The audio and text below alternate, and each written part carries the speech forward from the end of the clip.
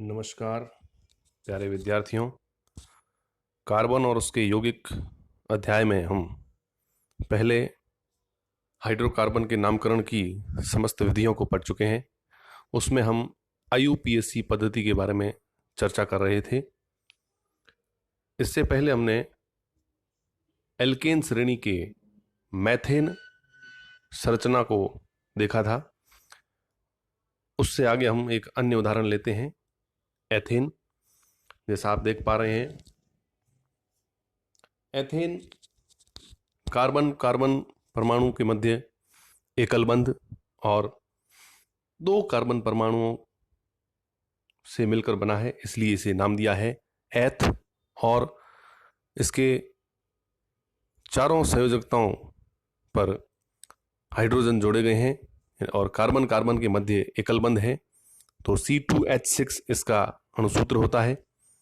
Carbon carbon के मध्य एकल बंध के कारण हम इसे एल्केन, यानी कि इसके जो अनुलग्न लगेगा वो लगेगा एन। और कार्बन कार्बन दो कार्बन है, इसलिए एथ शब्द है, इसलिए इसे कहेंगे एथेन। आगे चलते हैं, देखते हैं अगला उदाहरण, प्रोपेन। कार्बन परमाणु की संख्या 3 है, इसलिए पूर्व लगने लगता है प्रोप। और कार्बन कार्बन के मध्य एकल बंध होने के कारण इसमें अनुलग्न लगेगा एन। अतः हम कह सकते हैं C3H8, यानी कि कार्बन के 3 परमाणु और हाइड्रोजन के 8 परमाणु जुड़ करके प्रोपेन यौगिक बनाते हैं। इस प्रकार से इसका नामकरण हुआ प्रोप प्लस एन, प्रोपेन। इस टेबल के अनुसार आप देख पा रहे हैं, कार्बन परमाणु की जो संख्या है उससे हम पूर्व लग्न निर्धारित करते हैं और कार्बन कार्बन या कार्बन हाइड्रोजन के मध्य एकल बंध के आधार पर हम एन प्रत्यय लगाते हैं। तो इस संरचनाओं को गौर से देखें, CH4 math plus N, methane. C2H6 eth plus ane, ethane. C3H8 prop plus ane, propane. ये समस्त नाम IUPAC पद्धति द्वारा दिए गए हैं। कार्बन परमाणु की संख्या यदि 4 है तो ब्यूट शब्द इस्तेमाल करते हैं। ब्यूट प्लस एन, ब्यूटेन। C4H10 है। यदि इसे हम रूप में लिखें तो आइसो समूह बन जाता है, जैसा कि इस चित्र में आप देख पा रहे हैं। C4H10 ये भी है और इसके पास वाला सूत्र जो नॉर्मल ब्यूटेन है, N ब्यूटेन है, वो भी C4H10 है। परंतु कार्बन कार्बन की जो जुड़ने का तरीका है उसके आधार पर इसे हम आइसो ब्यूटेन कहेंगे और इसका IUPAC पद्धति में नाम 2 मैथिल प्रोपेन होगा। क्योंकि आप देखें, हमने प्रतिस्थापी समूहों के बारे में भी पढ़ा था।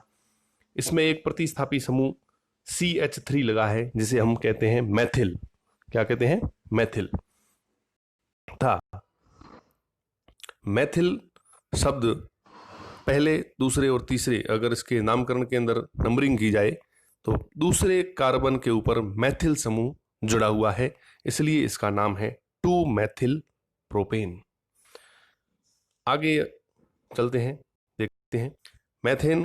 कार्बन कार्बन के मध्य एकल बंध। अब चूंकि मैथेन में एक ही कार्बन है तो कार्बन हाइड्रोजन के मध्य एकल बंध होगा। अब कार्बन कार्बन की संख्या जब 2 हो जाती है तो हम उसे एथेन कहते हैं, यानी कि एथ प्लस अगर एकल बंध है तो उसे हम एन कहेंगे। और कार्बन की संख्या 1 होने के कारण मैथीन में कार्बन कार्बन द्विबंध और मैथाइन में कार्बन कार्बन त्रिबंध नहीं बन सकता है। यह कई बार प्रश्न पूछा गया है। मैथीन और मैथाइन कंपटीशन एग्जाम के पॉइंट ऑफ व्यू से भी ये इंपॉर्टेंट बनता है और कक्षा 10 के अनुसार भी ये इंपॉर्टेंट बनता है। मैथीन और मैथाइन कभी यौगिक नहीं बनता है। इस सारणी से आपको काफी चीजें क्लियर हो जाएगी। यदि कार्बन परमाणु की संख्या और उसके आधार पर पूर्व लग्न और कार्बन कार्बन के मध्य कौन सा बंध है उसके आधार पर उसका अनुलग्न लगेगा, ये इस चीज से क्लियर हो जाएगा आपको।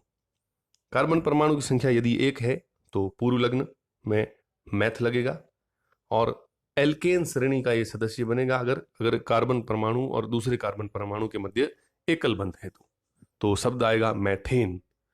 इसी अनुसार एकल बंध कार्बन और हाइड्रोजन के मध्य बन रहा है और क्योंकि उसमें कार्बन परमाणु की संख्या केवल एक है, इसलिए मैथीन और मैथाइन जो है वो नहीं बनेंगे। इसी प्रकार से आप देख पा रहे हैं एथ उससे बना एथेन, अगर द्विबंध है तो एथीन और त्रिबंध है तो एथाइन। एल्केन, एल्कीन और एल्काइन 3 प्रकार की हाइड्रोकार्बन की श्रेणियां है। उसी प्रकार से propane, propene, propyne, butane, butene, butyne, pentane, pentene और पेंटाइन। इसमें आपको पहले कार्बन की जो परमाणु की संख्या है उसके आधार पर जो पूर्व लगने लगता है उसकी सारणी को याद रखना जरूरी है, तथा आपको यह ध्यान रहना बहुत जरूरी है कि कार्बन कार्बन के मध्य एकल बंध है, कार्बन कार्बन के मध्य द्विबंध है या कार्बन कार्बन के मध्य त्रिबंध है। आज की कक्षा में, आज के क्लास में हम इतना ही पढ़ेंगे। आगे फिर चर्चा होगी इसी के अगले भाग के रूप में। धन्यवाद। जय हिंद।